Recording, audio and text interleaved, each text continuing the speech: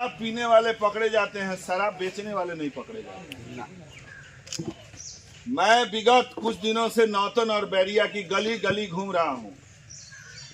घूमने के क्रम में मैंने पाया कि हर गली में विकास नाम का 5 लड़का मिल जाता है, लेकिन हमको कहीं विकास नहीं दिखता। बाकी आप लोग आजादी के बाद से केवल नेताओं का भाषण सुनते हैं। ये हमारे नौतन और बैरिया की महान जनता, जिसने इस बिहार को केदार पांडे के रूप में एक मुख्यमंत्री दिया, ऐसी महान जनता को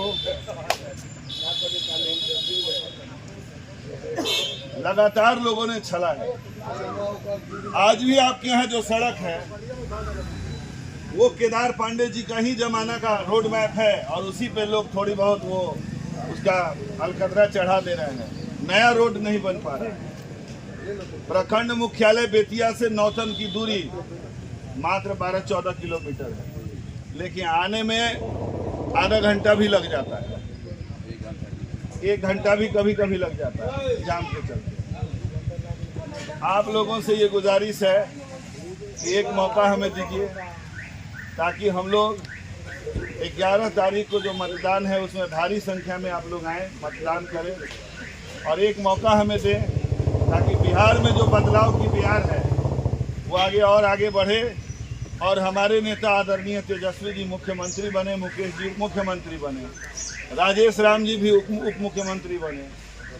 और मैं आपको ये आश्वस्त करता हूँ कि यहाँ तमाम सारे जो हमारे बुजुर्ग और नौजवान बैठे हैं, किन्हीं के मोबाइल में ऐसे एक भी नेता का नंबर नहीं होगा, किसी विधायक और सांसद का नंबर नहीं होगा जो रात के 12 बजे आपका फोन उठा ले। इसके लिए मैं आपको अपने तरफ से वचन देता हूँ। मुझे हर गांव में, हर गली में 10 लड़के हैं जो मुझे जानते हैं। 20 वर्षों में मैंने कम से कम 75,000 बच्चों को पढ़ाया है।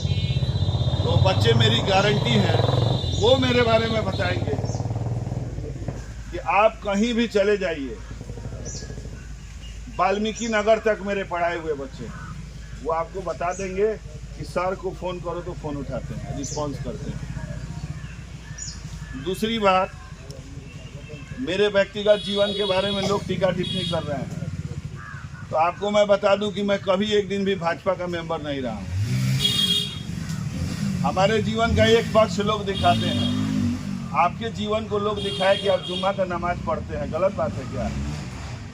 तो आप अगर नमाज पढ़ते हैं और ये बुरी बात नहीं है, तो क्या मेरा पूजा करना गलत है? ये हिंदुस्तान है, यहाँ पूजा करने वाले के लिए, नमाज पढ़ने वाले के दिल में इज्जत है, और नमाज पढ़ने वाले के लिए पूजा करने वालों के दिल में अपार मोहब्बत है। तो हमारे ज़िंदगी का एक पहलू लोगों ने दिखाया कि ये शिवरात्रि कराते हैं। एक दूसरा भी पहलू है कि रमजान में 29 दिन रोज़ 500 लोग हमारे यहाँ इफ्तार भी करते हैं। क्योंकि किसी ने मुझे कहा था कि धर्म का काम दाहिने हाथ से करो तो बाएं हाथ को पता नहीं चलना चाहिए। तो यही कारण है कि मैं उसको कभी फेसबुक पे नहीं डाला, प्रचार नहीं किया और लोगों से कहा नहीं। आज जो लोग हमारे वोट को बांटना चाहते हैं, हमारे लोगों को बांटना चाहते हैं, यहाँ जो भी प्रत्याशी लड़ रहा है उसकी लड़ाई स्थानीय विधायक से होनी चाहिए, उसको हराना है। लेकिन कुछ प्रत्याशी ऐसी हैं जिनको उसको नहीं हराना है, हमें हराना है, हमारे वोट को बांट लेना है, तो उसमें नहीं आना है।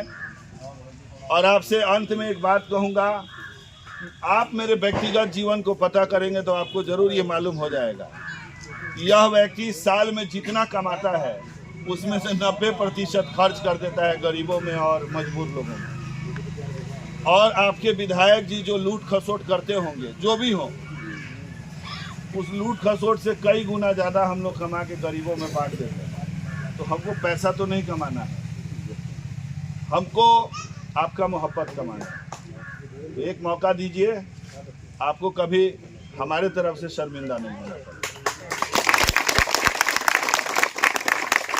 इसे सड़क, बिजली, पानी ये सभी कहते हैं, वो तो होगा ही होगा। आपके मान सम्मान, नेता की ज़रूरत सबसे ज़्यादा कब है? जब व्यक्ति किसी मजबूरी में हो तो नेता उसकी आवाज़ होता है।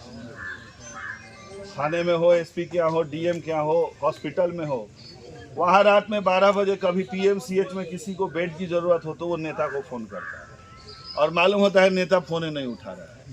तो ये शिकायत हमसे आपको नहीं मिलेगी। और अंत में चलते चलते एक बात कहूँगा कि मेरी पूरी ज़िंदगी आपके लिए न्यौछावर है।